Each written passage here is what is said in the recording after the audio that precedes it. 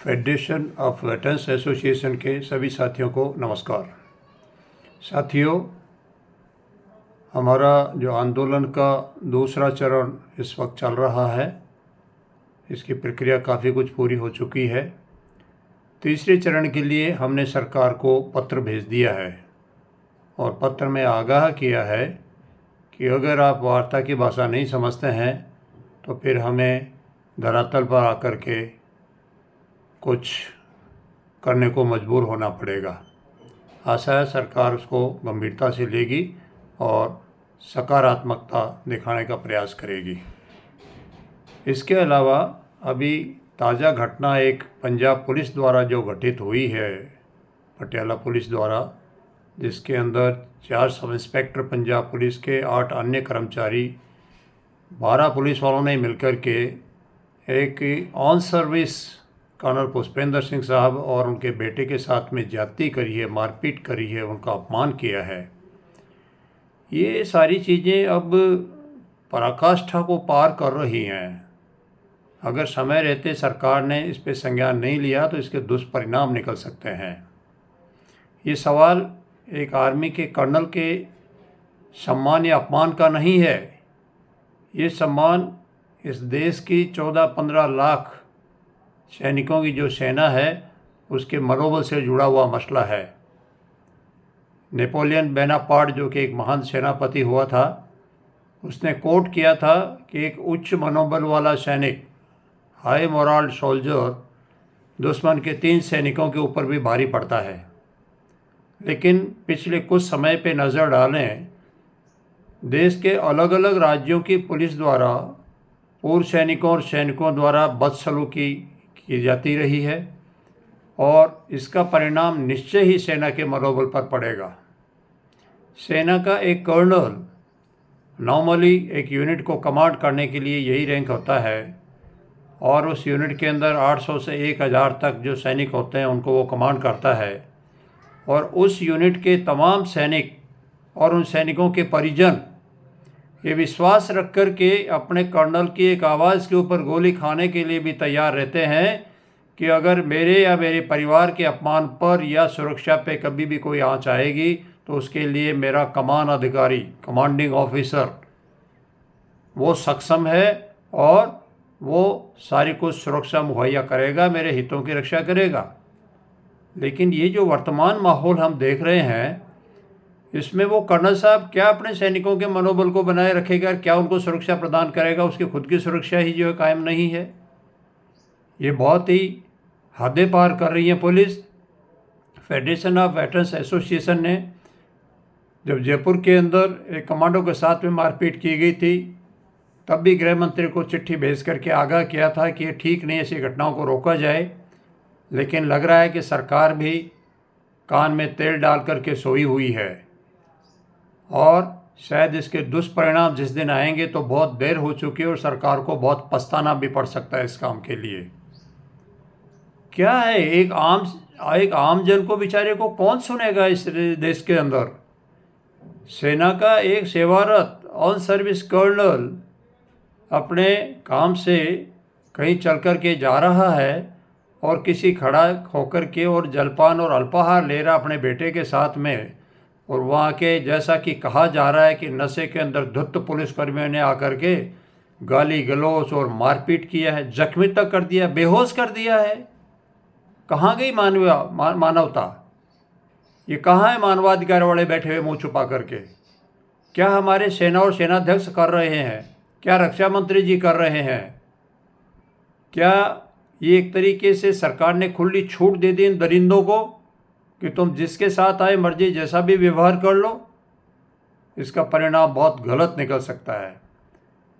अभी आज ही federation of veterans association की तरफ से गृह मंत्री श्री अमित शाह जी और चीफ ऑफ आर्मी स्टाफ को एक पत्र भेजा जा रहा है, जिसके अंदर इन्हीं सब बातों के लिए आगाह किया गया है कि अगर समय रहते ध्यान नहीं दिया गया तो बहुत गंभीर परिणाम इसके सेना को और देश को भुगतने पड़ सकते हैं।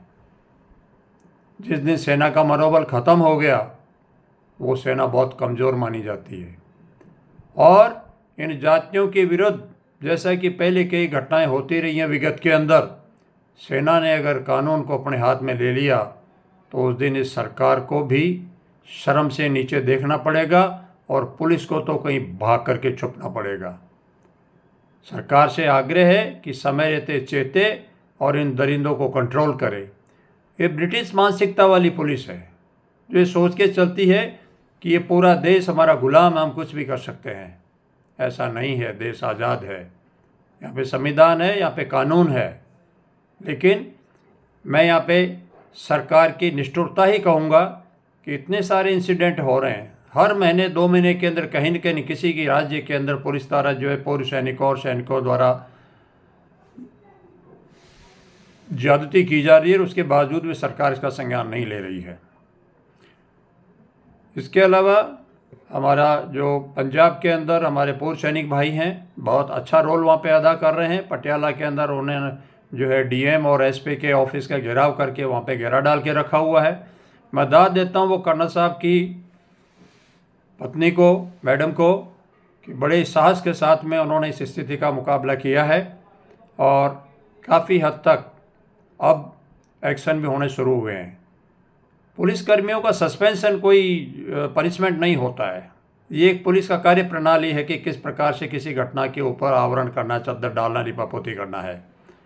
तो डेफिनेटली पूर्व सैनिकों को सभी को मिलकर के और सेना को, सेना के अधिकारियों को, रक्षा मंत्री को, गृह मंत्री को, प्रधानमंत्री जी को इस गंभीर मसले को जल्दी से जल्दी संज्ञान में लेकर इसका समाधान निकालना चाहिए, अन्यथा इसके दुष्परिणाम देखने को मिलेंगे।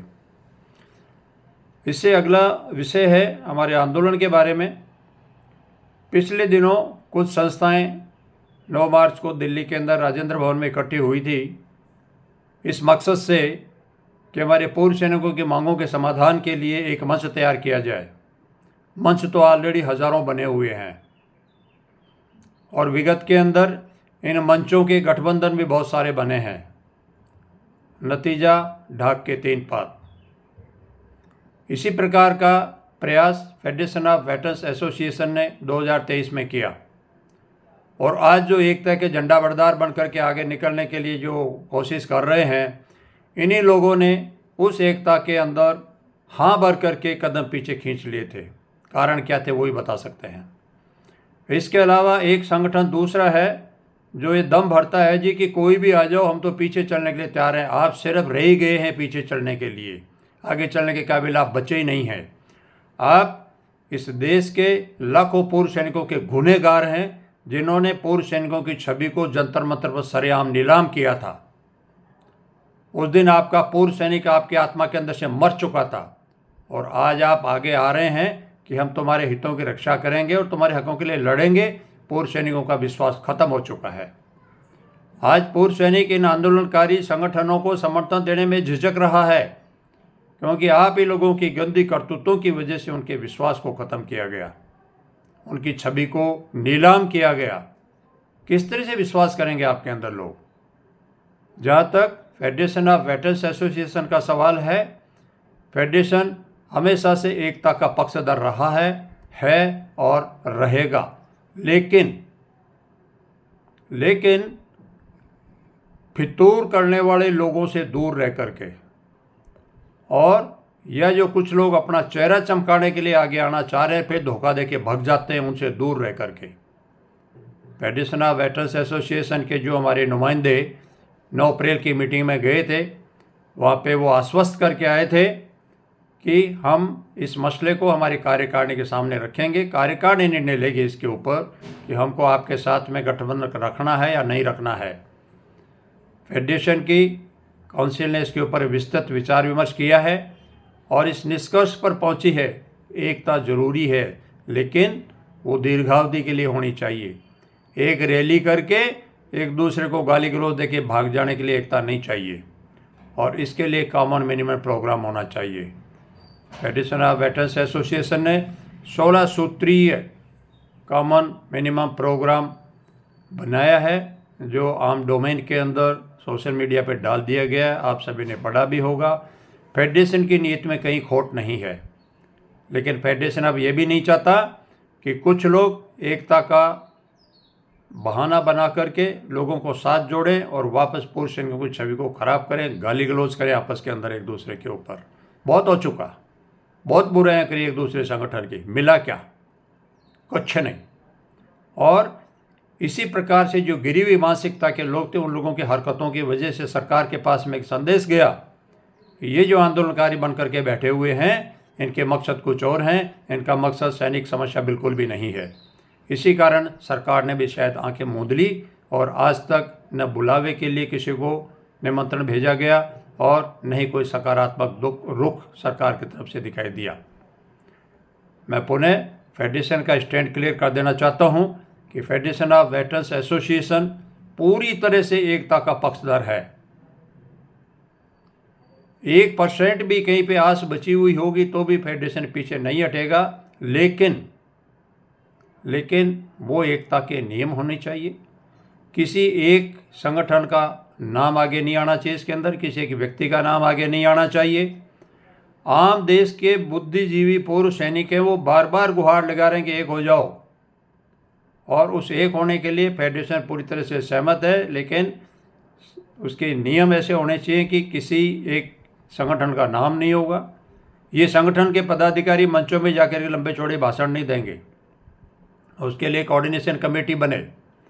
कोऑर्डिनेशन कमेटी के अंदर जो प्रतिभागिता है वो जितना बड़ा संगठन उसकी संख्या के आधार पे हो, और हर चीज़ के एक नियम पहले से निर्धारित हो, लिखित के अंदर MOU साइन हो, और हर संगठन उसको सख्ती के साथ में अमल में भी लाए। ये नहीं कि मीटिंग में आकर के हाँ हूँ कर गए और दूसरे दिन जाकर के दूसरे रास्ते पे चल पड़े और अंगूठा दिखा दिया एकता को और खिल्ली और उड़े पूर्व सैनिकों का। मैं पुनः फेडरेशन ऑफ वेटरन्स एसोसिएशन की तरफ से तमाम देश के पूर्व सैनिकों के यकीन दिलाता हूँ कि आपके हितों के संघर्ष के लिए फेडरेशन ऑफ वेटरन्स एसोसिएशन कभी पीछे नहीं हटेगा, और इस हित के लिए, इस उद्देश्य के लिए एकता के मामले में वो छोटा बन करके भी साथ रहना पसंद करेगा। लेकिन बार बार मैं लेकिन शब्द का इस्तेमाल कर रहा हूँ, लेकिन वो बिल्कुल ट्रांसपेरेंट होना चाहिए, सारा कुछ लिखित के अंदर लेखबद्ध होना चाहिए, सभी को वो स्वीकार्य होना चाहिए, छोटा और कोई बड़ा नहीं होना चाहिए, और किसी भी एक व्यक्ति का महिमा मंडन इस उद्देश्य से नहीं किया जाना चाहिए। आशा है सभी पूर्व सैनिक इसको सकारात्मकता से लेंगे और कोशिश करेंगे कि एक मजबूत मंच अवश्य बने, लेकिन वो मंच अच्छी नीयत के साथ में बने, उसके अंदर पारदर्शिता हो, उसके अंदर किसी की इच्छा लालसा छुपी हुई नहीं हो। और आशा है एक दिन ऐसा ज़रूर आएगा कि बुद्धिजीवी संगठन आगे आएंगे, एक होंगे, काम करेंगे। जहाँ तक फेडरेशन का सवाल है, फेडरेशन अपने सभी संगठनों की सहमति के आधार के ऊपर आगे चल रहा है, उसका अपना एजेंडा है, उस एजेंडे को धीरे धीरे हम बढ़ा रहे हैं। दूसरा चरण हमारा करीब करीब पूरा हो गया, तीसरे चरण की तैयारी हमने शुरू कर दी है। निकट भविष्य के अंदर आप सभी से बातचीत करके सहमति लेकर के हम आगे बढ़ेंगे। जय Hind. Arjun Singh Rathore, president federation of veterans associations.